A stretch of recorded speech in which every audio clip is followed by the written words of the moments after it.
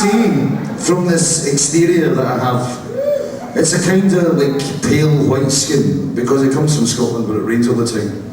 We have the one day is actually called summer, that's why we have shit tennis players and no cricket team. But what happens is like, you know, in my country we never really had racism. When I was at school, you know, we had a couple of coloured guys. And when they arrived at school, it was like we had gangs. There was like the big Scottish gang, which was about 450 kids, and then there was the English gang, which was 2 kids. So I mean, that was like kind of racism for us. And when the coloured guys came in, it was like said, so are you with the Scots and English? And like being clever cunts. He says, oh, we were you man, we were the Scots. I said, right, no problem. But we never had hassle. The only hassle, I mean, the English Scottish thing was never serious when I was a kid at school. I mean, like, we had Protestants and Catholics, we used to go through and throw bricks at them, and they'd come back later and throw bricks at us. And as you got older, like, you know, the days of the big fights at the manages that used to occur, they'd all disappeared, you know. And even racism nowadays in our country, it's not really that much of a big deal, you know. But it's like, here it's kind of different, because of your history and stuff like that. And as I said, I saw a movie, and being a white kid and watching this movie was enlightening, to say the least. The movie was by Spike Lee, it was called Malcolm X, or it is called Malcolm X. And there's a scene in this movie where Malcolm is serving his first big long sentence. And he's in the library and he's talking with his teacher. And as I said, this section sort of went They opened up a dictionary, and in the dictionary it was like, they looked up the definition of white and black. And white was defined as being pure and good and virgin-like, you know, clean, whatever. And black was rotten and dark and evil, etc. And it was like, you know, I'd never really looked at it in that way. And when I came back off that tour, I spoke to my daughter. It's called Tara, and she's 6 years old. And she came back, and she'd been, as most kids are, getting, you know, a little bit of religious instruction at school. And I'd say to her, because she was saying, you know, talking about God, and I said, well, you know, what colour is God? And she said, well, God's a white man with a white beard. And I said, no, Tara, that's wrong. I said, the next time your teacher says that, you put your hand up, and you tell her that God's not male, and God's not female, and God is any colour, you know, you want it to be, you know? And it's important. When you think about it, when you think in terms of white and black, and you think in terms of racism, as long as we're educating people, or like the education system provides this idea that God is a white man with a white beard, and as long as there's this thing in our head that white is superior to black, we're always going to have racism. This track, this song was inspired by that and a visit to Bosnia. And I give this with total respect and admiration for a guy called Malcolm X. This is called What Colour is God?